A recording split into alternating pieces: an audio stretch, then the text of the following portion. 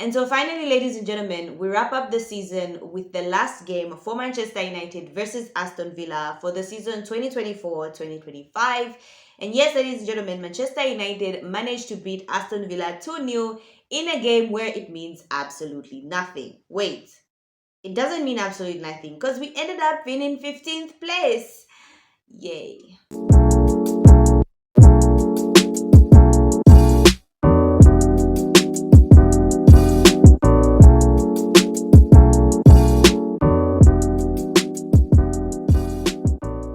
So hi guys, welcome back to my YouTube channel, Football with Priscilla. I'm Priscilla, obviously. So hi guys, welcome back to my YouTube channel. And today, ladies and gentlemen, I just want us to talk about Manchester United's final game of the season, which was against Aston Villa. But before we get into the video for today, make sure you share, like, and subscribe. Make sure you share, like, and subscribe, and do turn your notifications on, ladies and gentlemen, to know when next I post a video. And ladies and gentlemen, we are on the road to 600 subscribers, because just because the season is ended doesn't mean everything stops. Okay, now we are heading into transfers, so it's gonna be go, go, go. So make sure you share, like, and subscribe. Okay, let's get into the video for today.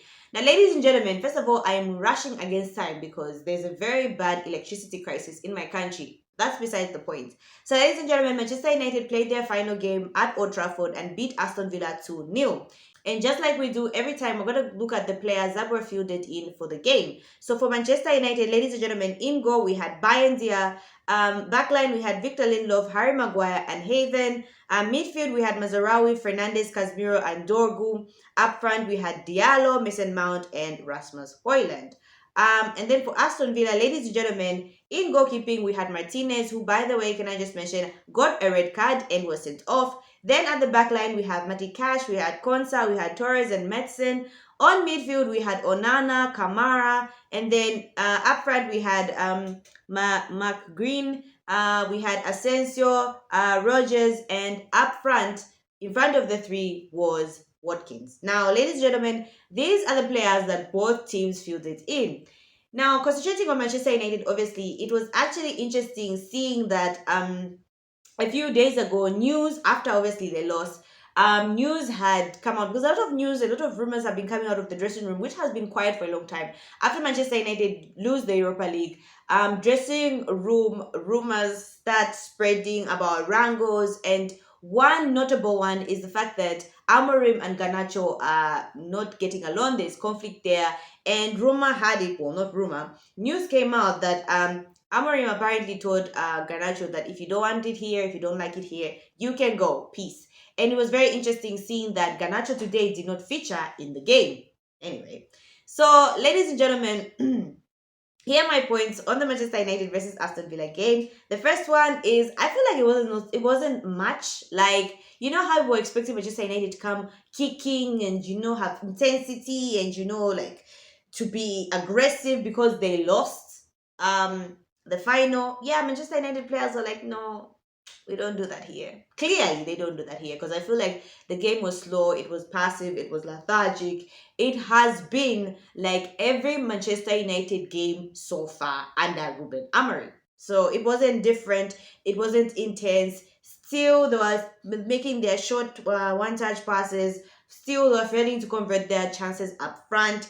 And still, ladies and gentlemen, we were unable to control the game. So there was nothing new. Their last game was exactly the same thing. Now, ladies and gentlemen, what was notable, obviously, about this game is the fact that our system, right? So Ruben Amorim has refused to change his system to suit the players. Ruben Amorim came with a 3-4-3 formation, and he says, I don't care. We're going to stick with this system. And I don't know, because I understand where he's coming from, but the system has never changed and the system has never helped any of us. Like, we have gone, so there's a stat that I heard the commentator say, I haven't yet confirmed it, but under Ruben Amorim, Manchester United have only won 7 games. I think that should be in the Premier League in 27 games, 7 wins. Yeah, 27 games, 7 wins for Ruben Amorim. I mean, I've been saying fire the guy, but anyway. So yeah, so interesting enough, Manchester United to the end, right? Ruben Amorim was like, I am going down with my system and there is nothing anyone can do about it. So obviously notable enough, like I said, Manchester United decided to go down with the 3-4-3 system, and down they have gone. As it stands, Manchester United finished with 42 points. Oh my God, we crossed 40. Oh my gosh, we didn't think that was coming. But yeah, we crossed 40, ladies and gentlemen, and we're finishing the table on 15th place. So it's not as bad as we thought. Anyway, ladies and gentlemen, another point that I want to talk about is how it's now proven and it's now fact that Manchester United can't beat a team with 11 players on the pitch. Like, we always need a team to be 10 men down for us to win them. Like, isn't it crazy how most of the games that we have won, there has been a red card on the opponent's side, and that's how Manchester United have managed to win the game. Like, it's sad on a football player level, and it's sad as a fan, because what do you mean my team can't beat 11v11? All the time that Manchester United have looked like they can control the game or have had chances and actually scored is against a team that is down to 10 men. It is very, very sad. But that being the last game, ladies and gentlemen, I don't want to go in detail because honestly I'm tired, and I'm pretty sure a lot of you are tired.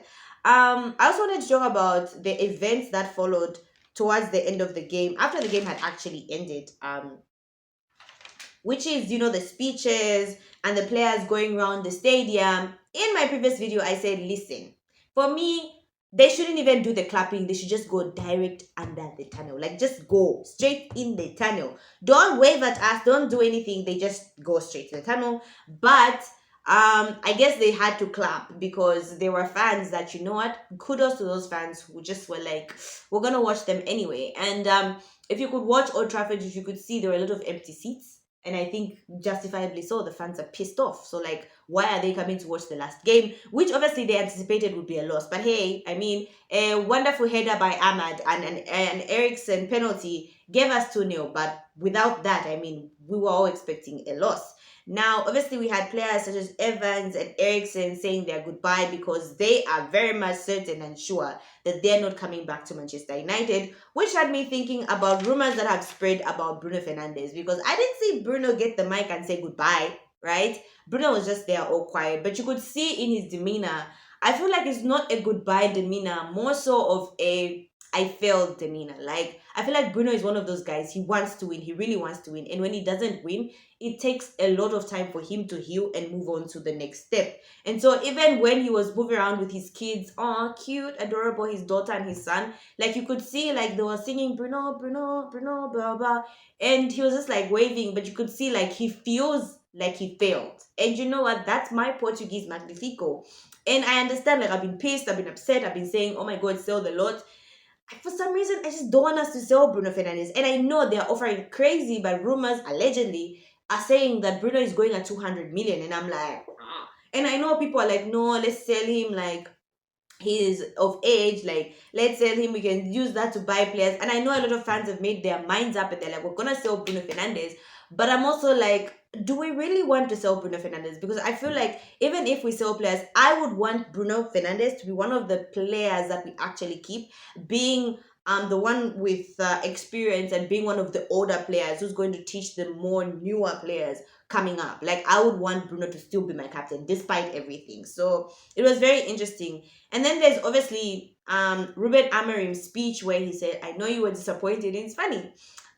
This is what Ruben Amorim said is what made me go like, do I really want this guy to go? Because he did say, right? He said, he got the mic and he was like, at the beginning of the season, I told every single one of you that a storm was coming. And I was like, he did say that. Like, he literally did say that. And then he was like, you know what? I told you the storm is coming. But he said something in the lines of, I didn't hear at that point because I was pissed off. But he said something in the lines of, but it's going to get better. Like, I promise it's going to get better. Just the way I told you a storm would come, and it did come. I'm going to tell you we're going to get better, and we will get better. And I'm like, well, he did tell us that the storm would come. So should I believe that it's going to get better? I don't know. So, like, it was very interesting how he said, we know we failed you. And his words towards the end were in the lines of like, but we're not going to live in the past. Yes, we failed, but that's that. Like, this season is done. There's nothing we can do about it, which he is right. Like, we can wallow in sorrow about a season that was horrible, that was a disaster, like, that caused us pain as Manchester United fans and as Manchester United as a whole. or we can, you know what, go like, you know what, it's done and dusted, and we can actually now finally move on to next season, which is what he was saying. Like, that's done, that's in the past. Now we have to work hard, extremely hard for next season. And you know what? He was right. Like, his words were like, you're pissed off at the guy, but you're like, okay, but he's saying the right things. And that's for me what happened with Ruben Amorim. Is like, he was saying the right things, ladies and gentlemen. Even though I'm Ruben Amorim out, like, I haven't changed my mind. For me, I'm like, bye, my guy. But I wouldn't be. I honestly wish and pray that I'm proved wrong. Like, I'm proved wrong. I want to make a video next season and be like, you know what, you guys, I was wrong. Ruben Amorim is the Manchester United guy. So overall, ladies and gentlemen, I think to wrap up the season, it has been a disaster. We finished 15th. Okay, 15th with absolutely no trophy. Next season we go in. Manchester United is not playing in the Europa League. Manchester United is not playing in the Conference League. We're not playing in the Champions League. Ladies and gentlemen, the only thing we have next season is the FA Cup, Carabao Cup, and the Premier League. And that feels so weird for me as a Manchester United fan. Like, I'm used to us having horrible seasons, and at least we're in the Europa League and we get knocked out. We're in the Champions League and we get knocked out. Not from the jump. We are absolutely in no competition whatsoever except the FA and the Carabao Cup. That has never happened for me, and it will be weird. But listen, after my previous video, which is the video that I did, I think the video before this one, after I calmed down, I was like, you know what? Maybe, just maybe, this isn't a bad situation. I think Manchester United need this. I think they need a season in which they rest and only focus on 3 tournaments. There's no pressure on us. We can rebuild. I think next season will be a season of rebuild, because there won't be Champions League pressure, Europa League pressure. It's just going to be Premier League, and maybe that's what we need. That's what we actually need. So it might not be a horrible season, but after everything that has happened, after seeing the players walking around with their kids, Ghana with his kid, which was absolutely adorable, Ruben Amorim with his sons, absolutely adorable, I thought to myself, you know what, like, I actually hate this club, but then I actually absolutely love this club. Like, it's a love-hate relationship with Manchester United. And I realized, ladies and gentlemen, that I'm going absolutely nowhere. Like, Manchester United would get relegated, and I would still say, you know what, we bleed red, we are united, we are Manchester United. And I looked at them and like, you know what, you guys, next season I'm buying a jersey. I'm still going to make videos about you guys, and I'm still supporting you no matter what. And that's, I guess, the beauty of football and the beauty of having a club, is that no matter the highs and the lows, the good and the bad, you just can't, I just can't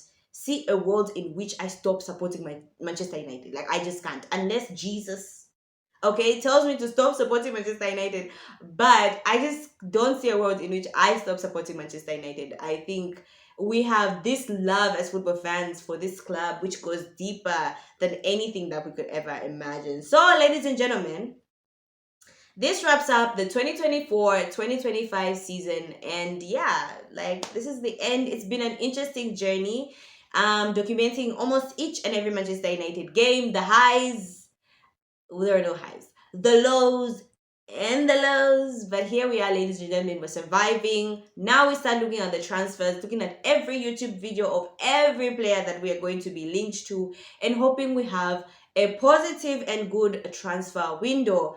Fingers crossed. So yeah, so that's what I had for you guys today. Thank you so much, guys, for watching. Do comment down in the comment section if you guys think we should give Ruben Amorim one last chance. Like, what do you guys think? I mean, I have already made my decision, but I would love to hear all your thoughts. So that's all I had for you guys today. Thank you so much, guys, for watching. Make sure you share, like, and subscribe. Make sure you share, like, and subscribe, and do turn your notifications on, ladies and gentlemen, to know when next I post a video. Bye, guys.